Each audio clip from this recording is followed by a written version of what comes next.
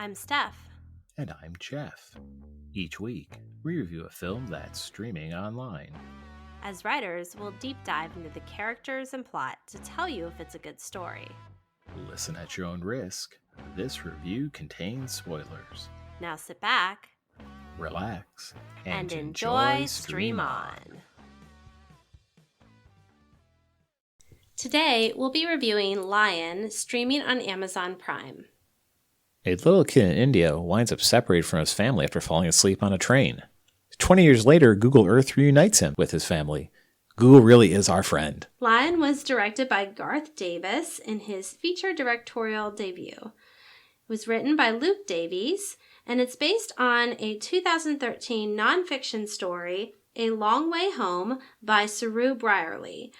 This is a biographical drama from Australia, and it stars Dev Patel as Saru Brierley, a boy who gets lost on a train in India and 25 years later goes back to try to find his birth parents. Nicole Kidman as Sue Brierley, Saru's adopted mom in Australia. Rooney Mara as Lucy, Saru's girlfriend. Sunny Parar as Saru as a child. Priyanka Bose as Kamla, Saru's birth mom. David Wenham as John Brierley, Saru's adopted father. And Divian Lajwa as Montosh Brierley, Saru's adopted brother. Why did you pick this film? So we haven't done a foreign film that I'm aware of, and so I thought it would be good to check out a foreign film.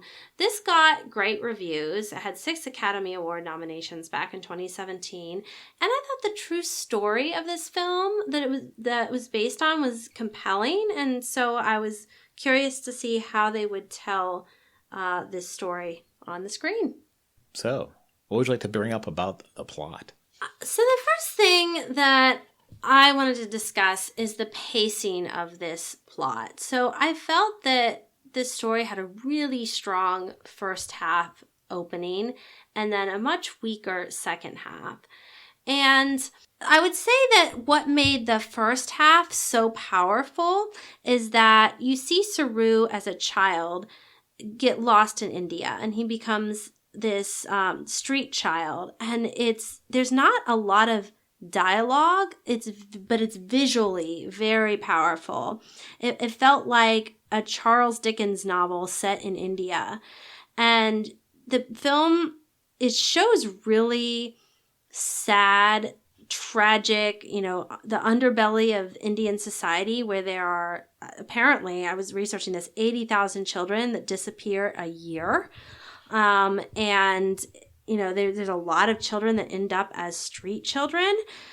So it does a good job of showing that, but it never gets preachy about it. It really stays organic and immerses you into the world of what it's like to be this little boy lost in India and on the streets. And I thought it was so well acted by Sunny Pawar, and he was just a screen stealer. Like they did a good job finding that kid. And what was interesting is that he actually came from a slum in Mumbai. Like they auditioned local children, and he just auditioned at his local school and got the part. So I thought that was really cool that this child actor came from the slums, and so had firsthand experience with what that was like as he was acting the part of the younger Saru.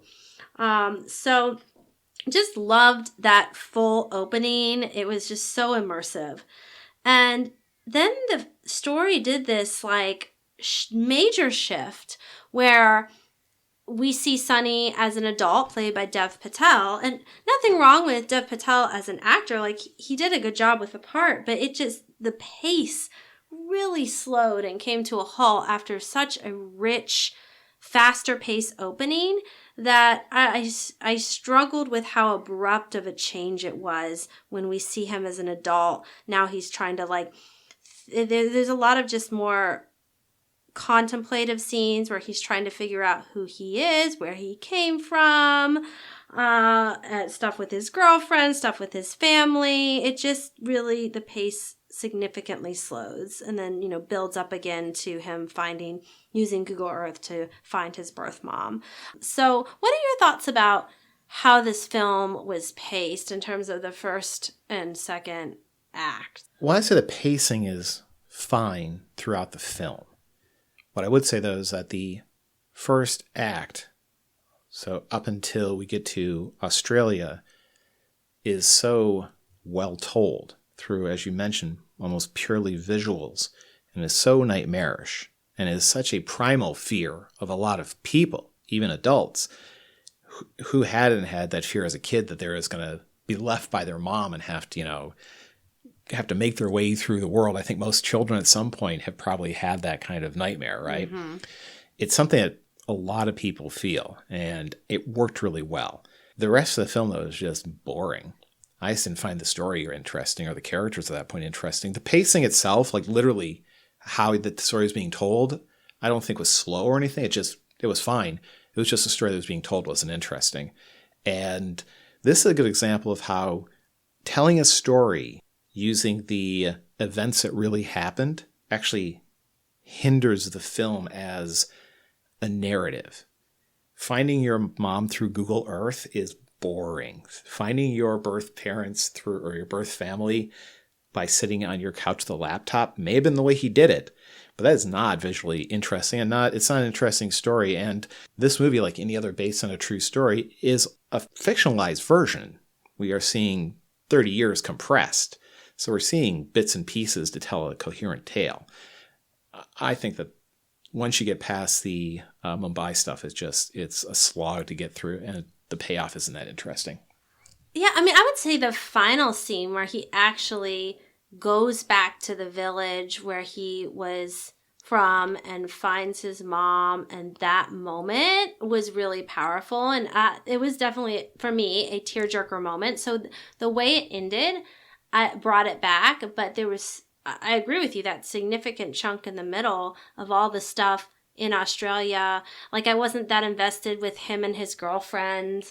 I mean, they tried to do this whole thing where he was like getting so lost in terms of finding his roots and where he came from that he was neglecting his girlfriend. But I mean, Rooney Mara did the best she could with what little part she had, but it wasn't that interesting. They did do this side plot with his adopted brother, who also came from an Indian orphanage, Mantosh, and he had a lot of trauma and behavioral problems because of whatever traumas he went through in the orphanage, which I'm sure were pretty severe. And so they tried to do stuff with that, but it felt very disjointed. Like they dropped it in, but didn't really carry that plot through. So maybe if they would have done more with Mantosh, it could have made that middle section more interesting. I don't know. What are your thoughts about how to like rev up the excitement in the middle section? Cut the girlfriend completely. Mm-hmm. Unnecessary.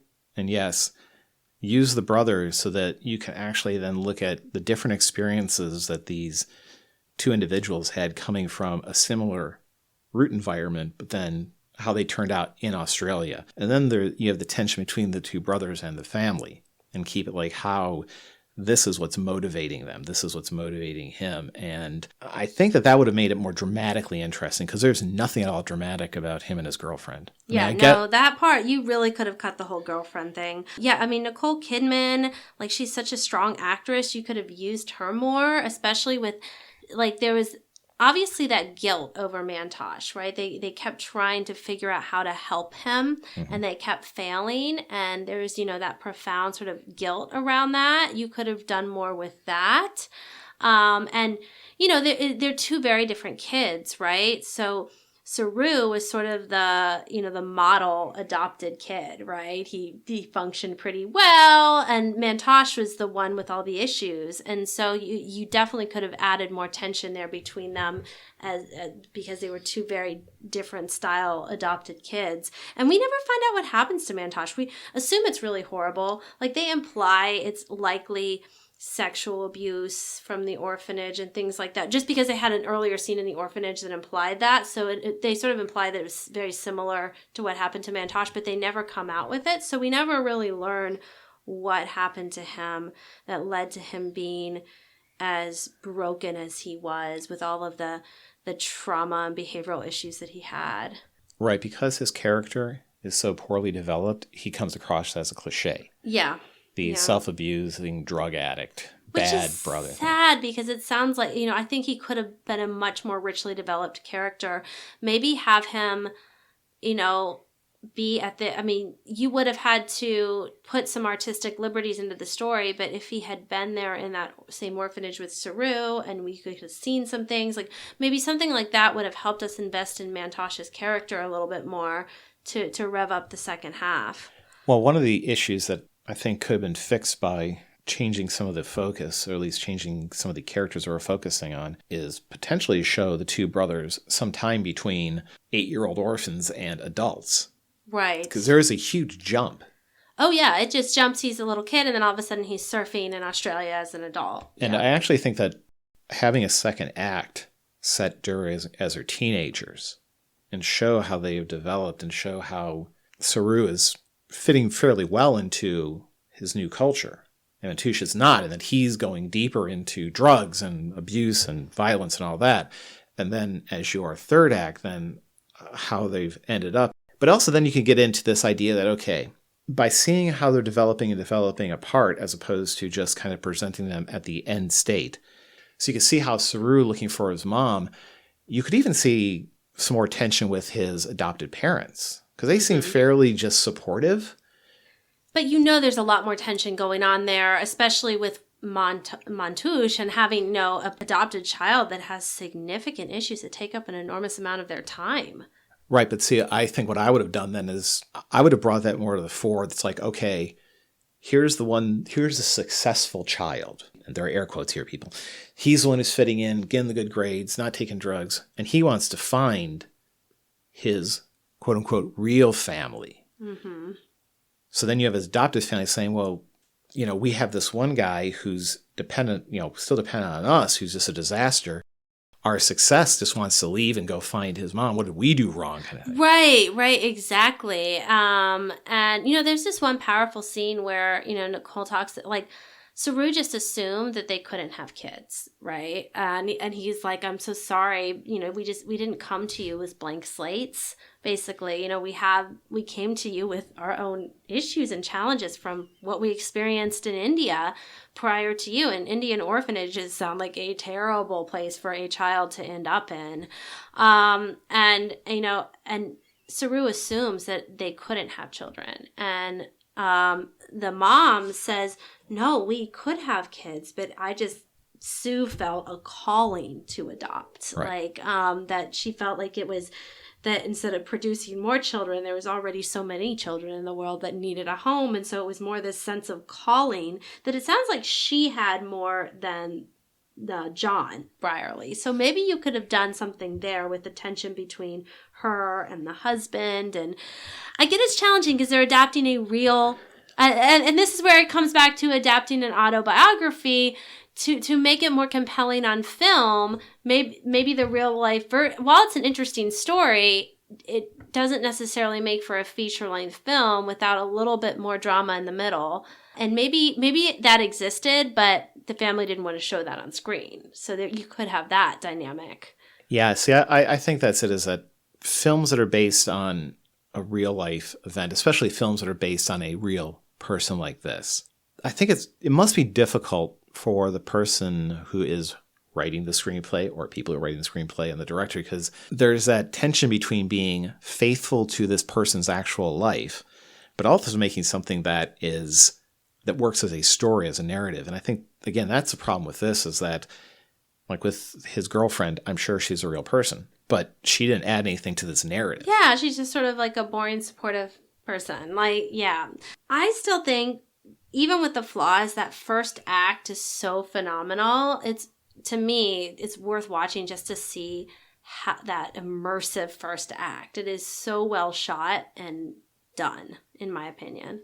Yeah, I had another plot issue that I want to bring up. What do you think about all the flashbacks and the integration of images of Saru's brother into the present? Did you find... I did not like that. I thought that was so unneeded, but what did you think? That was weird. I think it was an interesting artistic choice to try to show what was going on inside his head as he was sort of thinking about trying to like envision what his village used to look like and what his brother used to look like and reenact the events to try to get back there. But I found it distracting as well. I didn't think that it added a lot of value. It was like this overlay, right? It was overlaying his brother, his younger brother, into his, as he was an adult, reflecting on things and what happened.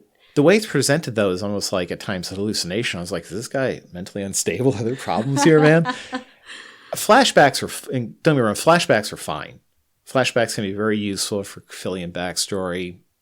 In this case, a flashback to where he is in this field that he eventually identifies on Google Earth. Mm-hmm.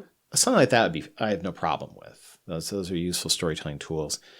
It gets a little fuzzier, or not fuzzier, but it's a little more complex if you're trying to do that thing where like you're seeing someone who's not there, or the dead person, the dead parent who's talking to you, or the brother that you left behind. And it's just like, it's a fairly common storytelling trope when it comes to TV and movies, but I think you have to be careful using it. And for a film like this, which is otherwise fairly realistic, to have that in there as a device, that was something that took me out of the film. Yeah, if this had been sci-fi, paranormal, horror, like anything like that, like that's a little more fantastical, you probably could have made that work. But yeah, I think a straight flashback, like cut from the present where Saru is thinking about his past, or have it be a dream sequence, and then show him in the field as a kid with none of this overlay business going on. I don't know. Was there anything else you wanted to bring up about this movie? So I was wondering why this film was called Lion. What does anything have to do with a lion? But we finally find out that Saru's name, which is actually Sharu, means lion, which is why. But like throughout the film, I was like sometimes I just wonder why they name a film what it is, and I had to figure that out like way at the end. I feel was when we figured out why it was named Lion. So just I think that was filmed under the title "All Hail Google," but decided not to go with that. We should call it Google Earth Saves the Day. I need to go back to that for a second. I'm sorry, but even though that's how it happened, we know that because I went through and read up like you did on the actual story. And that is how it happened. That's how he got a handle on where he was from. Did you I don't know. I just found that such an underwhelming way in the context of a dramatic story to find somebody. It really did not work for me. And the way it was shot it was literally just like, oh, he's sitting on his couch and just does it.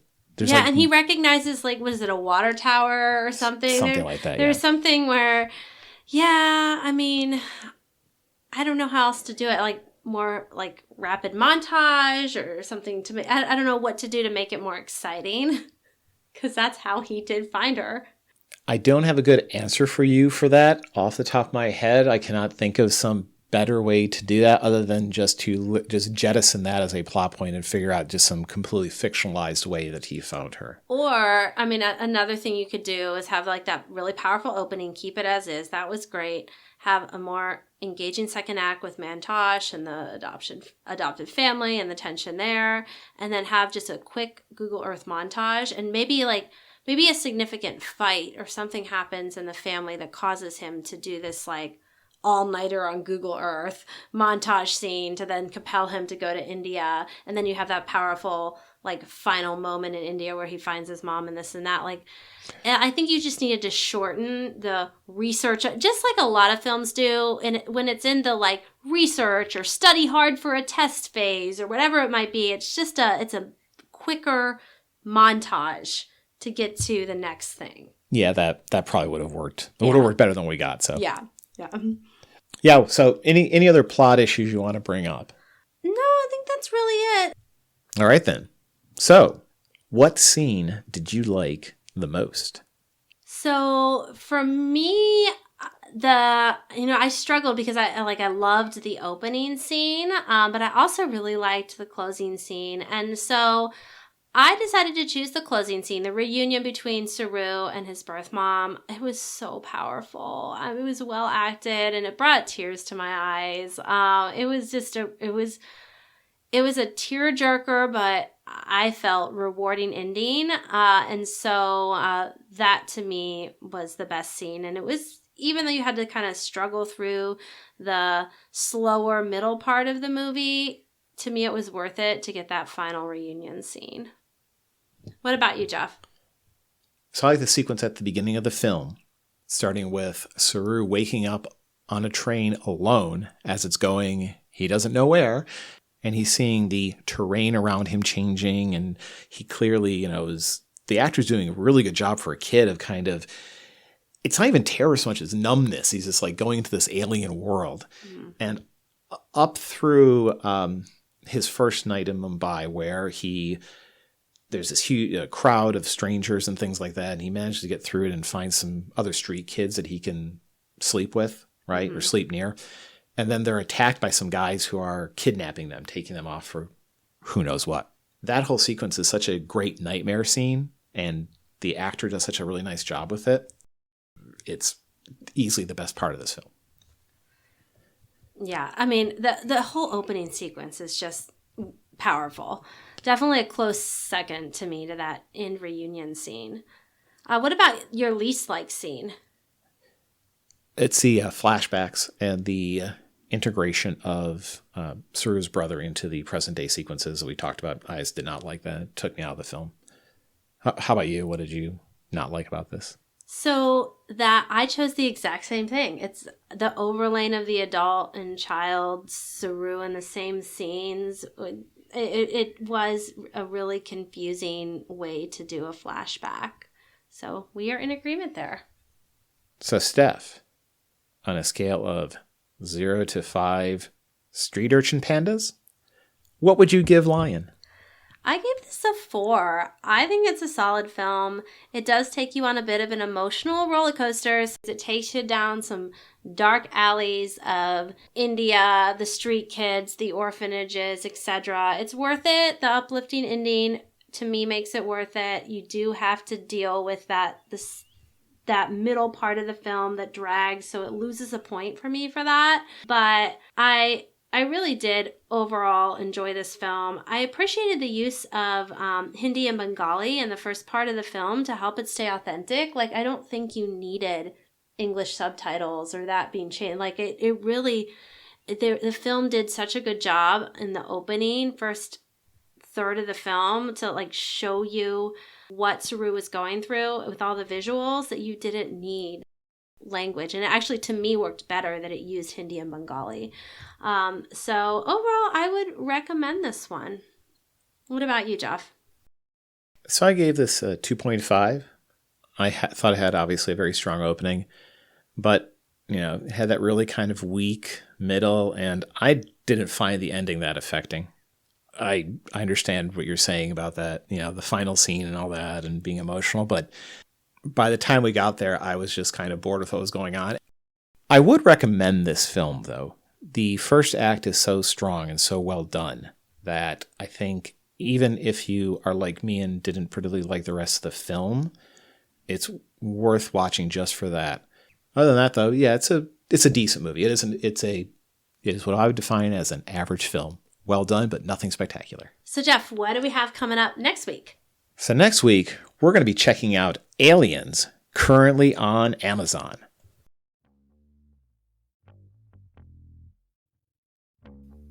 Stream On is a production of Steph and Jeff Wrights Media. Reproduction without written consent is prohibited.